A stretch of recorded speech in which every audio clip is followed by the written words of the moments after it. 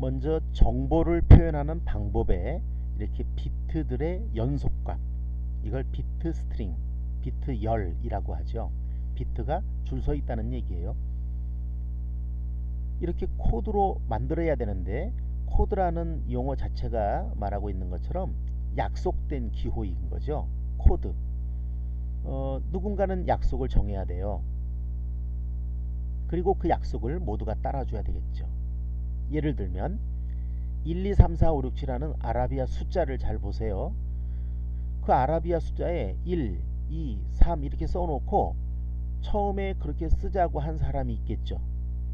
그러면 전 세계 사람들이 그래, 그것을 그렇게 쓰면 그거 3자라고 하자, 세계라는 의미로 받아들이자, 이렇게 약속을 하는 겁니다.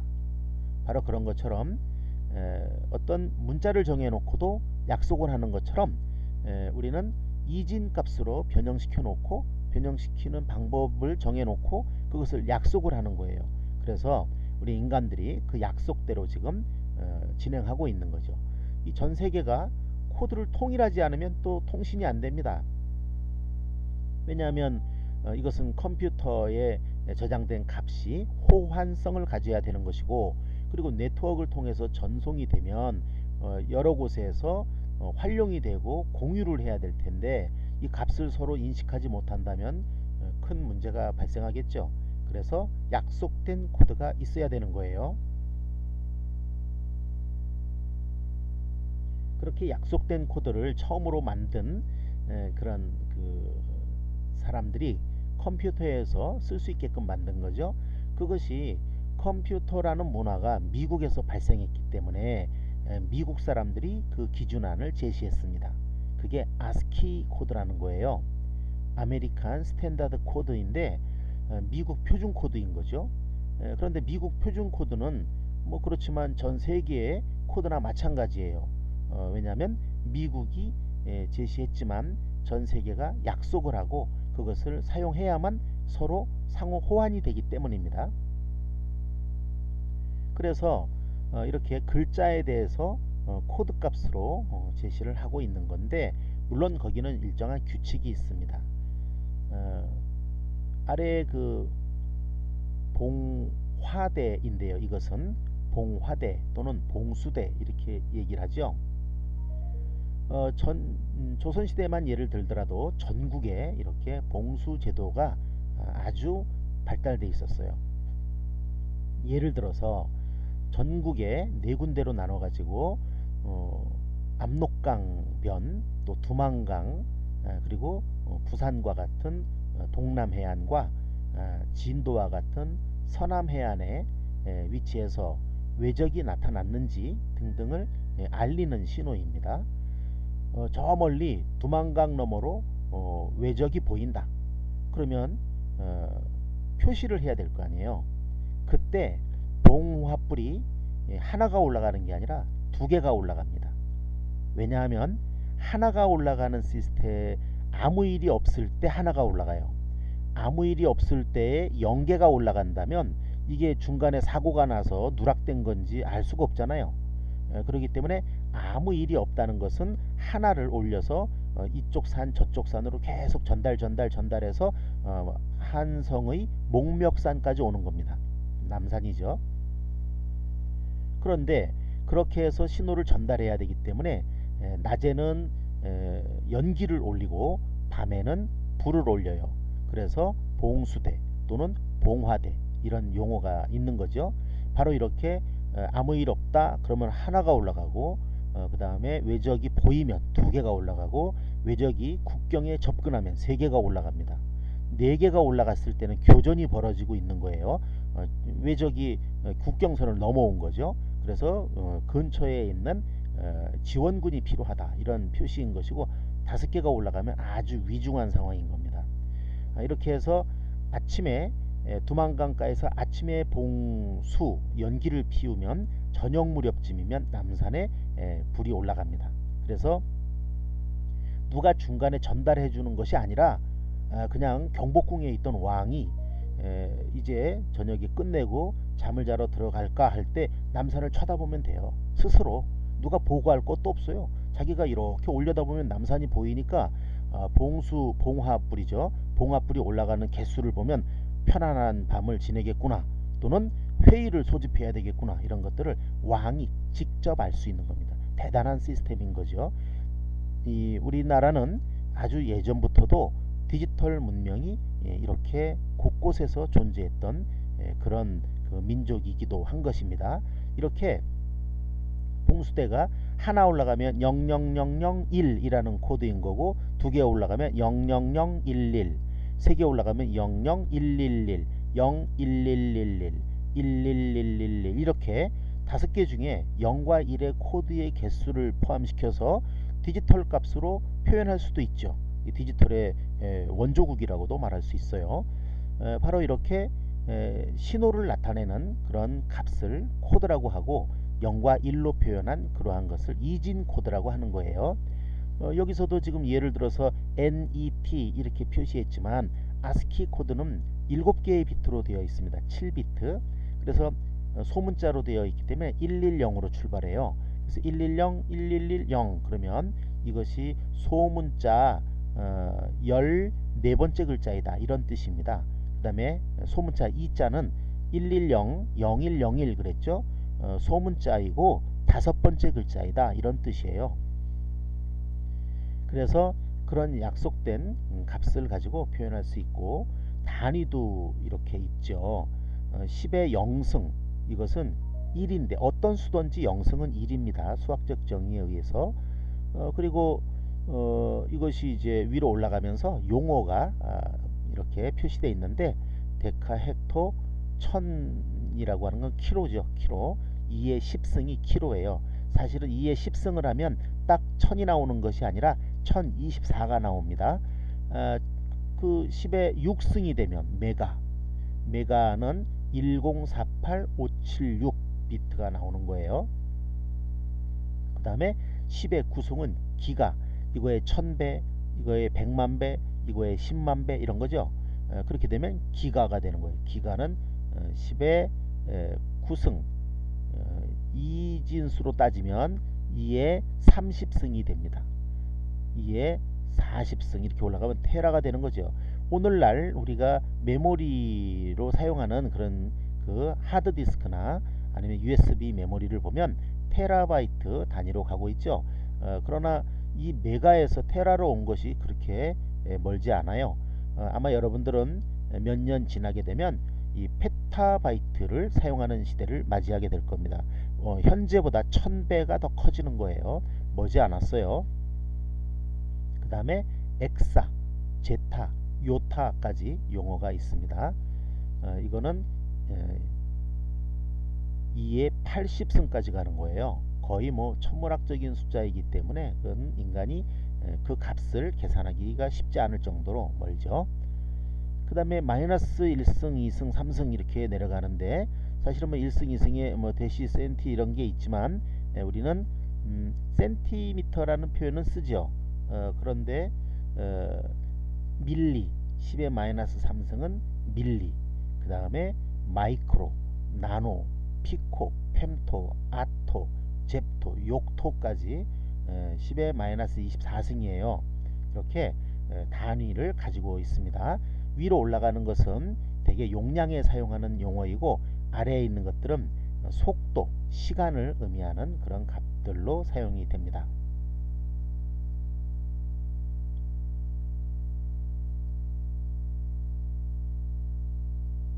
자, 우리가 이 같은 정보를 서로 다른 표현 방법으로 나타내는 거에 대해서 살펴봐야 될 텐데, 아까 코드라는 이야기 중에 미국 표준 코드가 있다고 그랬죠. 아스키 코드. 이 아스키 코드는 사실은 7비트로 구성되어 있어요. 그런데 이게 세 개의 문자를 표현하기 위해서 특수 문자를 더 많이 넣고, 그래서 2의 7승인 128개로는 모자라서 2의 8승인 256개를 쓰게 됐던 겁니다. 그래서 그러면 2의 8승이 되려면 8개의 비트라 해야 되잖아요. 그래서 아스키 코드로 정해져 있던 것들에다가 앞에다가 0자를 하나 더 붙였어요. 그럼 8비트가 되겠죠. 그래서 8비트짜리 코드를 썼는데, 80년대 이후에 들어서면서 컴퓨터를 사용하는 게 유럽만 쓰는 게 아니니까 아시아 사람들은 컴퓨터에 문자 표기가 안 되잖아요.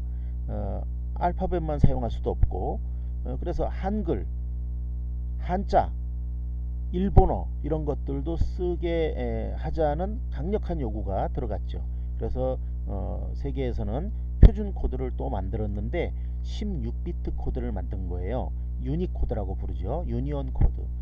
그래서 A3이라고 하는 이 값을 아스키 코드로 나타내면 대문자 A는 100으로 출발합니다. 이걸 존이라고 하는데 종류 구별이죠. 종류 영역 표시를 100 구역이에요. 100 구역이라고 하면 대문자를 의미하고 그 중에 첫 번째 거 0001 이게 A라는 소리죠. 숫자는 011로 출발합니다. 근데 8비트로 맞추기 위해서 0이 앞에 더 붙어가지고 0011이 된 거죠. 그래서 이렇게 0011 이게 존 영역이에요. 0011이 붙으면 존. 그래서 이 존이 종류를 나타내는데 바로 숫자라는 뜻입니다. 숫자 중에 세 번째 거 0011 요거는 세 번째 그런 의미예요. 그러니까 숫자 중에 세 번째 거는 3이죠. 그래서 아스키 코드로 A3 이것은 0100 0001 0011 0011 이렇게 되는 거예요.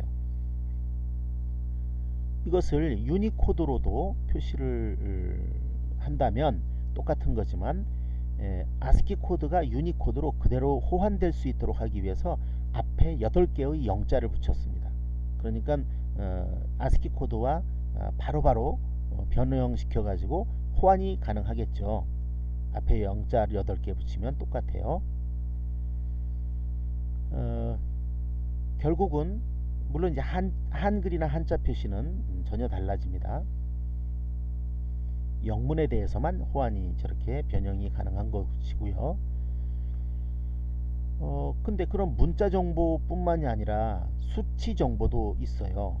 그러니까 문자 정보라고 하는 건 키보드로 입력되는 정보 이런 뜻이고, 수치 정보 이것은 컴퓨터 속에 들어있는 값을 말합니다. 다시 얘기해서 내가 365 이렇게 키보드로 누르면 그 365를 내가 키보드로 누른 것은 수치 정보가 아니에요. 그건 문자 3, 문자 6, 문자 5라는 뜻이지. 그러니까 키보드로 365를 누르면 문자 코드로 변형되어 들어갑니다. 그런데 컴퓨터 속에서는 계산을 해야 될 거 아닙니까? 그럼 계산하기 위해서 이진수 값으로 바꿔요. 그 이진수 값으로 바꾼 그 값이 바로 수치 정보가 되는 것이고, 컴퓨터에서는 직접 연산이 가능한 그런 숫자 정보인 것이죠.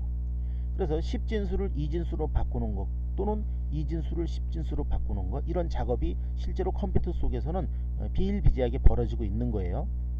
그런데 인간이 그 컴퓨터를 활용해야 되다 보니까 인간도 그런 기본적인 원리는 알고 있어야 되는 거죠. 그래서 그 원리를 이렇게 나타내고 있고 가르치는 겁니다. 30이라는 값이 10진수인데 이진수로 변형시키면 이렇게 바뀌게 된다. 이 바뀌는 방법은 여러분들 교재 52쪽에 보면 52쪽에 10진수를 이진수로 할 때 어때요? 나누고 있죠. 10진수 12를 이진수로 바꾼다 그러면 2로 나눠서 몫이 6이고 나머지가 0. 그 6을 또다시 2로 나누면 몫이 3이고 나머지는 0. 그 3을 2로 나누면 몫이 1이고 나머지는 1. 이렇게 끝까지 계산한 다음에 이걸 거꾸로 읽어주면 1100 이렇게 만들어지죠. 그래서 12라고 하는 10진수는 이진수로 1100 이렇게 되는 거예요. 30도 마찬가지라는 소리죠. 그러면 역산도 가능해야 된다 이겁니다. 예를 들어서 10101 이렇게 이진수가 있으면 그것을 10진수로 바꿨을 때 당연히 10진수 15 이런 값이 나와줘야 되겠죠. 그래서 1, 4, 16 요 계산이 잘못됐네요. 왜 그러냐면 첫 번째 자리는 2의 0승, 1승, 2승, 3승, 4승 이렇게 되잖아요. 그러니까 2의 4승은 16, 2의 2승은 4. 그럼 합이 20이죠? 20에다가 하나가 있으니까 21이 되겠지. 그러니까 여기 10진수로 바꿨을 때 21이 되는 겁니다. 그 다음에 이런 방식으로 진법을 생각해 본다면 이진수는 이렇게 먼저 10진수를 놓고 볼까요? 10진수는 어땠습니까? 손가락이 10개이기 때문에 우리가 10진수를 쓴다고 그랬는데 0부터 9까지만 존재하는 거예요. 그리고 그 아래 10이라고 있는 거 우리 인간들이 10이라고 읽어서 그런 거지 사실은 도로 0이 됐다 이 소리입니다. 0이 됐고 한 바퀴 돌았다는 뜻이에요. 그리고 11, 12, 13 한 바퀴 돌고 3, 한 바퀴 돌고 4, 한 바퀴 돌고 5 그런 뜻입니다. 그리고 19까지 가면 다시 0이 되고 두 바퀴 돌았다. 그래서 이 0 그걸 우리가 20이라고 읽고 있는 거죠. 마찬가지로 8진수는 8이 없어요. 0부터 7까지 간 다음에 0이 나옵니다. 그리고 한 바퀴 돌았다. 그래서 10, 11 이렇게 가죠.